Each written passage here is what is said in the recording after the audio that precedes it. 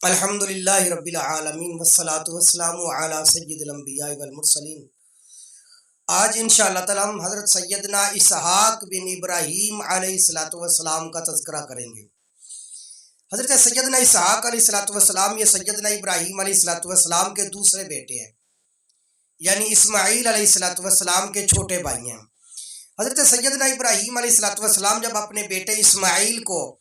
اور سیدہ ہاجرہ کو شہر مکہ کے اندر چھوڑ کر واپس شام کے اندر چلے جاتے ہیں تو شام کے اندر ہی اللہ تعالیٰ کی طرف سے فرشتے آتے ہیں۔ حضرت سارہ بھی گھر میں ہوتی ہے، حضرت ابراہیم علیہ السلام کے پاس اللہ کی طرف سے بھیجے ہوئے فرشتے جو لوط علیہ السلام کی قوم کے پاس جا رہے ہوتے ہیں بطور عذاب دینے کے، تو جاتے جاتے وہ سیدنا ابراہیم علیہ السلام کے پاس جاتے ہیں اور ابراہیم علیہ السلام کے پاس جا کر ان کو اس وقت خوشخبری دیتے ہیں حضرت اسحاق علیہ السلام کی کہ اللہ تعالیٰ آپ کو بیٹا اسحاق علیہ السلام عطا کریں گے۔ تو سیدنا ابراہیم علیہ السلام بڑے خوش ہوتے ہیں کہ اللہ تعالیٰ کی کرم نوازی پر، اور اسی کمرے کے ایک کونے پر حضرت سیدہ سارہ علیہ السلام بھی موجود ہوتی ہیں، اور وہ بڑی حیران ہو رہی ہوتی ہیں کیونکہ حضرت سیدنا اسحاق علیہ السلام کی جب پیدائش ہوتی ہے اس وقت سیدنا ابراہیم علیہ السلام کی عمر مبارک 100 سال ہوتی ہے اور سیدہ سارہ کی عمر 90 سال کے قریب تھی، اور وہ سارہ کہہ رہی تھی کہ میں تو اب بوڑھاپے میں جا پہنچی ہوں اور میرا شوہر بھی بوڑھا ہو چکا ہے اور میں تو بانجھ بن چکی ہوں، تو میرے اب کیسے بیٹا پیدا ہوگا؟ تو فرشتوں نے کہا کہ کیا آپ اللہ کے حکم پر تعجب کرتی ہیں؟ اللہ کی رحمتیں آپ کے گھرانے پر ہوتی ہیں، اللہ کی برکتیں آپ کے گھرانے پر ہوتی ہیں، تو یہ اللہ کے لیے کوئی بڑی بات نہیں ہے۔ لہذا اسی کا تذکرہ قرآن مقدس میں بھی اللہ تعالیٰ نے یہ ارشاد فرمایا ہے کہ قرآن میں آتا ہے کہ وَلَقَدْ جَاءَتْ رُسُلُنَا إِبْرَاهِيمَ بِالْبُشْرَىٰ، اور یقیناً ہم نے بھیجا ابراہیم علیہ السلام کے پاس اپنے فرشتوں کو خوشخبری دے کر، اور فرشتے جب پہنچے تھے ابراہیم علیہ السلام کے پاس تو انہوں نے کہا قالوا سلاما، انہوں نے سلام پیش کیا، قال سلام، تو حضرت ابراہیم علیہ السلام نے وعلیکم السلام جواب دیا، فما لبث ان جاء بعجل حنیذ، سلام اور دعا کرنے کے فوراً بعد سیدنا ابراہیم علیہ السلام جاتے ہیں اور ایک بچڑا بنا ہوا لے کر آ جاتے ہیں۔ چونکہ یہ سارے فرشتے انسانی شکل میں تھے اور سیدنا ابراہیم علیہ السلام نے سمجھا کہ یہ کوئی مہمان ہے، کوئی گزر ہو رہا ہے کسی کا، تو وہ مسافر آ گئے، اور ابراہیم علیہ السلام بہت بڑے میزبان تھے، بہت بڑے مہمان نواز تھے، تو ان کو بٹھایا اور جاتے سار ایک بچڑا بنا ہوا ذبح کر کے بنا ہوا بچڑا لے کر ان کے پاس آ جاتے ہیں۔ اب جب ان کے پاس لا کر رکھتے ہیں اور ابراہیم علیہ السلام فرمانے لگے کہ بھئی کھاؤ، اب تمہارے سامنے کھانا تیار ہے، لیکن وہ اپنا ہاتھ آگے نہیں بڑھا رہے تھے کھانا کھانے کے لیے۔ تو سیدنا ابراہیم علیہ السلام بڑے حیران اور پریشان ہوئے اور ڈرنا شروع ہو گئے ان سے، اس لیے کہ اس زمانے کے اندر یہ بات مسلم تھی، لوگوں کے یہاں تسلیم تھی کہ اگر کوئی لوگ کسی گھر میں آ کر کھانا نہ کھائے تو وہ اچھی نیت سے نہیں آتے۔ تو سیدنا ابراہیم علیہ السلام بڑے پریشان ہوئے کہ یہ لوگ کھانا کیوں نہیں کھا رہے، تو تب جا کر انہوں نے کہا کہ ابراہیم علیہ السلام ہم وہ نہیں ہیں جو آپ سمجھ رہے ہیں، ہم تو اللہ تبارک و تعالیٰ کی طرف سے بھیجے ہوئے فرشتے ہیں، لہذا ہم قوم لوط علیہ السلام کی قوم پر عذاب کے لیے آئے ہیں، تو ہم تو ادھر جا رہے تھے، تو راستے میں ہم نے آپ سے سلام کرنے کے لیے آپ کے پاس آ گئے۔ اور ساتھ میں سیدنا ابراہیم علیہ السلام نے جب دیکھا فَلَمَّا رَأَىٰ أَيْدِيَهُمْ لَا تَصِلُ إِلَيْهِ نَاكِرَهُمْ، جب ابراہیم علیہ السلام نے دیکھا نا کہ یہ لوگ اپنا ہاتھ نہیں بڑھا رہے کھانے کی طرف، تو آپ نے ان کو اوپرا جانا، وَأَوْجَسَ مِنْهُمْ خِيفَةً، اور ان سے آپ نے ڈر کو محسوس کیا۔ ابراہیم علیہ السلام نے ان سے خوف محسوس کیا، اس لیے محسوس کیا کہ اس زمانے کے اندر کوئی بندہ گھر میں آ کر اگر کھانا نہیں کھاتا تھا تو لوگ سمجھتے تھے کہ یہ اچھی نیت سے نہیں آیا۔ ہمارے یہاں آج کل تو لوگ خوش ہوتے ہیں اگر گھر میں کوئی کھانا نہ کھائے، اس زمانے میں چونکہ ابراہیم علیہ السلام تو بڑے مہمان نواز تھے، تو آپ نے ڈر محسوس کیا کہ یہ کھانا کیوں نہیں کھا رہے، تو فرشتے سمجھ گیا کہ ابراہیم علیہ السلام ڈر رہے ہیں، تو کہنے لگے قالوا لا تخف انا ارسلنا الی قوم لوط، ابراہیم علیہ السلام آپ کو ڈرنے کی ضرورت نہیں ہے، ہم تو قوم لوط کے پاس جا رہے ہیں بطور عذاب لے کر۔ ساتھ میں چونکہ انہوں نے خوشخبری دی تھی اسحاق علیہ السلام کی، تو وَامْرَأَتُهُ قَائِمَةٌ فَضَحِكَتْ، تو ان کی بیوی حضرت سارہ رضی اللہ تعالیٰ عنہ نے جب دیکھا نا کہ فرشتے کہہ رہے کہ ہمارے گھر میں بیٹا پیدا ہوگا،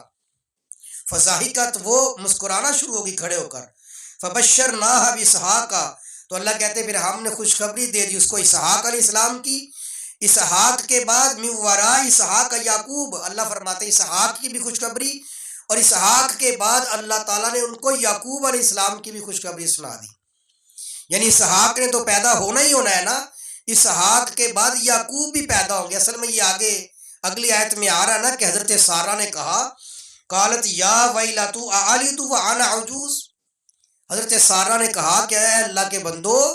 کیا میں اس وقت بیٹا جنوں گی، وانا عجوز، میں تو ایک بوڑھیا عورت ہوں، وہذا بالی شیخا، اور یہ میرا شوہر بھی بوڑھا ہو چکا ہے، تو میرے ہاں کیسے بیٹا پیدا ہوگا؟ تو اس موقع پر اللہ نے فرمایا کہ ان کو خوشخبری تو اسحاق کی، یہ کہہ رہے ہیں کیسے پیدا ہوگا، ہم نے اسحاق بھی پیدا کرنا، اور اسحاق کے بعد ان کو یعقوب کی بھی خوشخبری سنا دو۔ فَإِنَّ هَذَا لَشَيْءٌ عَجِیب، تو کہنے لگی میرا شوہر بھی بوڑھا ہے، میں بھی بوڑھی ہوں، تو یہ بات تو بڑی عجیب و غریب ہے، کیسے ہمارے یہاں بیٹا پیدا ہوگا؟ تو فرشتوں نے کہا قَالُوا أَتَعْجَبِينَ مِنْ أَمْرِ اللَّهِ، اے سارہ کیا تم اللہ تعالیٰ کی حکم کے بارے میں تعجب کرتے ہو کہ اللہ کیسے کریں گے؟ قَالُوا أَتَعْجَبِينَ مِنْ أَمْرِ اللَّهِ، کیا انہوں نے فرشتوں نے کہا کہ کیا تم اللہ کے حکم پر تعجب کرتی ہو؟ رحمت اللہ وبرکاتہ علیکم اہل البیت، اللہ کی رحمتیں، اللہ کی برکتیں ہوتی ہیں تمہارے گھر پر، انہ حمید مجید، بے شک وہ تو بہت ہی قابل تعریف ہے اللہ، اور بہت بزرگ برتر ہے۔ اللہ کی رحمتیں ہوں اے ابراہیم علیہ السلام کے گھرانے آپ پر، اور اللہ کی برکتیں ہوں، بے شک اللہ تعالیٰ بہت قابل تعریف اور بڑے بزرگ تر ہے۔ یعنی اللہ کے لیے یہ کوئی مشکل نہیں ہے سارا، اللہ تبارک و تعالیٰ کی رحمتیں اور اللہ کی برکتیں تمہارے گھر کے اوپر تو پہلے سے ہوتی آ رہی ہیں، تو لہٰذا اگر یہ بھی اللہ کی رحمت اور برکت آ جائے گی تو یہ کوئی عجیب و غریب بات نہیں ہے۔ اس طریقے سے سیدنا اسحاق علیہ السلام کو خوشخبری، ان کی خوشخبری اللہ تعالیٰ سیدنا سارہ کو اور سیدنا ابراہیم علیہ السلام کو عطا فرما دیتے ہیں۔ حضرت اسحاق علیہ السلام کی یہ تو ولادت کی خوشخبری تھی، اور پھر قرآن مقدس میں ایک جگہ پر ارشاد فرماتے ہیں وَبَشَّرْنَاهُ بِإِسْحَاقَ نَبِيًّا مِّنَ الصَّالِحِينَ، ہم نے اپنے خلیل سیدنا ابراہیم علیہ السلام کو یہ خوشخبری دی کہ ہم تمہیں اسحاق بیٹا عطا کریں گے، وَنَبِيًّا مِّنَ الصَّالِحِينَ، اور اسحاق بیٹا نبی بھی بنے گا اور وہ نیک لوگوں کے اندر شمار ہوگا۔ یعنی ان کی نبوت کی خوشخبری بھی اللہ پاک نے عطا فرما دی ابراہیم علیہ السلام کو، اور ان کی ولادت کی بھی خوشخبری سنا دی۔ سیدنا اسحاق علیہ السلام اور سیدنا یعقوب علیہ السلام، پھر اسحاق کے بعد یعقوب علیہ السلام بھی پیدا ہو جاتے ہیں۔ حضرت اسحاق علیہ السلام کی پھر جب شادی اور جوان ہوتے ہیں تو ان کی شادی کا جب معاملہ ہوتا ہے تو سیدنا ابراہیم علیہ السلام فرماتے ہیں کہ میں کنعانی خاندان کے اندر نہیں بلکہ اپنے خاندان کے اندر حضرت اسحاق کروں گا۔ اسی وجہ سے حضرت اسحاق علیہ السلام کی جو شادی ہوئی ہے وہ ابراہیم علیہ السلام کے بھائی حضرت ناہور کی پوتی رفقہ نامی ایک عورت تھی، ان کے ساتھ ہو جاتی ہے،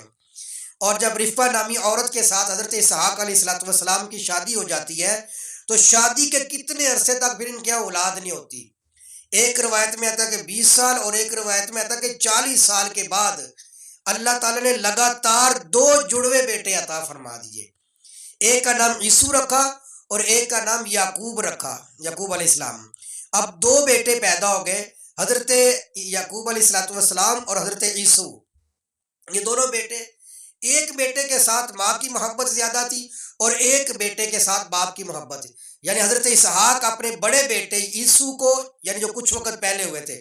محبت کرتے تھے زیادہ، اور رفقہ نامی جو آپ کی بیوی تھی اسحاق علیہ السلام کی، وہ بیٹے یعقوب کے ساتھ زیادہ محبت کرتی تھی۔ بڑا بیٹا شکار کرنے کے لیے جاتا تھا اور شکار کر کے لا کر حضرت اسحاق علیہ السلام کو کھانا کھلایا کرتے تھے، بڑی فرما برداری کرنے والے تھے۔ حضرت اسحاق علیہ السلام، ایک روایت میں آتا ہے کہ آپ جب آخر عمر میں پہنچتے ہیں تو آپ کی نگاہ کافی حد تک کمزور ہو جاتی ہے، تو سیدنا اسحاق علیہ السلام اپنے بیٹے عیسو کو کہتے ہیں کہ بیٹا تم جاؤ اور جا کر کچھ شکار کر کے گوشت لے کر آؤ اور بہترین کھانا کھلاؤ اور آ کے مجھ سے آج دعائیں لو۔